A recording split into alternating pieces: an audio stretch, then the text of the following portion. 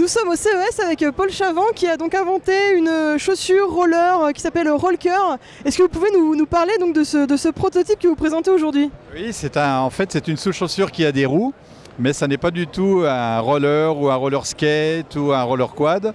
C'est pas du tout fait pour patiner. En fait, c'est quelque chose qui va servir aux piétons. C'est fait pour marcher.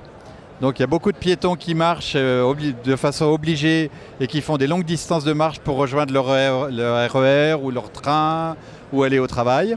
Et ceci va leur permettre de gagner la moitié du temps et la moitié de leur fatigue parce qu'en marchant dessus, ils bénéficient de ce que j'appelle l'effet tapis roulant et qui est mon idée de départ. C'est-à-dire qu'en fait, quand je prenais un tapis roulant, j'étais très heureux. C'était super sympa. J'y arrivais comme ça et je marchais, j'allais plus vite. Et je me suis dit un jour, il faudrait mettre des tapis roulants partout dans les rues, dans toutes les villes du monde. Enfin, c'était un peu fou. Donc ça, c'était pas possible, bien sûr. Et l'autre idée que j'ai eue, c'est de les mettre sous les pieds des gens. Alors concrètement, Paul, comment ça fonctionne? Eh bien, il y a plusieurs choses. Tout d'abord, on peut les chausser et les déchausser sans les mains. Donc, quand vous avez vos rollers à côté de vous, par exemple à la maison, avant de partir, vous mettez le pied dedans et en claquant le talon, vous avez une fixation automatique qui tient complètement, une bride qui tient complètement la chaussure. De la même manière, si vous arrivez au bureau avec vos rollers, avec l'autre pied, donc c'est sans les mains, vous faites le débrayage de la fixation et la boucle s'ouvre et vous pouvez ressortir votre chaussure. Ça, c'est la première chose. On ne fait rien avec les mains pour les mettre ou les enlever. Et puis de la même manière, on a une fonction qui ressemble un peu mais qui n'est pas la même, c'est que pendant la marche, le talon s'élève. Excusez-moi, pendant la marche, le talon s'élève, donc il faut suivre l'élévation du talon pour ne pas fatiguer le marcheur. Et c'est lors de cette élévation du talon que grâce à la roue avant qui tourne un peu plus, on crée une petite charge dans la batterie.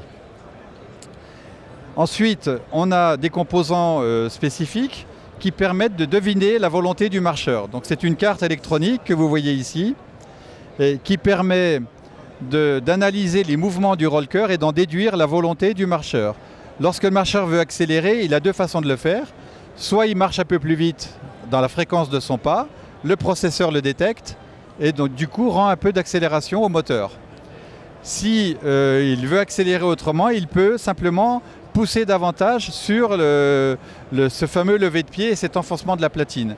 Et là, il va faire à la fois de la récupération d'énergie et à la fois indiquer au roller qu'il veut accélérer. Et enfin, si le marcheur veut freiner, il va faire avec son roller un posé de pied par l'avant, comme ça, avec la pointe du pied, un peu comme quand on veut s'arrêter. Et à ce moment-là, le processeur va comprendre qu'on doit freiner. Et selon l'intensité de la pluie, il va freiner plus ou moins fort. Quand vous êtes en vitesse, vous pouvez monter une côte, vous pouvez la descendre. Quand vous montez la côte, ça va vider la batterie. Quand vous allez descendre la côte, ça va la recharger. C'est autonome en plus. Voilà, c'est relativement autonome. Disons qu'on a amélioré considérablement la capacité de la batterie et on doit charger le roller normalement très peu. Alors rassurez-moi, là c'est un prototype qui pèse son poids, ce sera plus léger dans la version finale. Oui, je vais vous rassurer, je vais me rassurer aussi en même temps, parce que là tel qu'il est, il n'est pas utilisable en l'état. Néanmoins, il fonctionne. Mais le but du travail qu'on va faire maintenant, c'est d'industrialiser, de l'alléger, de le mettre plus au design d'une sous-chaussure pour en faire un produit vraiment final dans environ un an et demi. Et ça fait 8 ans que vous développez ce produit? Oui, ça fait 8 ans que je travaille, comme tout le monde, dans le garage. Enfin, moi, c'était la cave, et avec plusieurs démonstrateurs successifs. Et puis, finalement, une étape de levée de fonds et un prototype industrialisable, enfin pré-industrialisable par un industriel de Bourgogne. De Bourgogne, donc made in France en plus.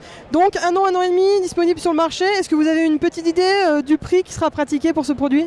Oui, j'ai une idée. On pense à 200 € dans les 5-6 ans. Donc c'est quelque chose qu'on ne veut pas cher, de façon à ce que beaucoup de gens puissent les acheter. En revanche, la première année de mise sur le marché, on sera plutôt à 400 € la paire. D'accord. Merci beaucoup, Paul.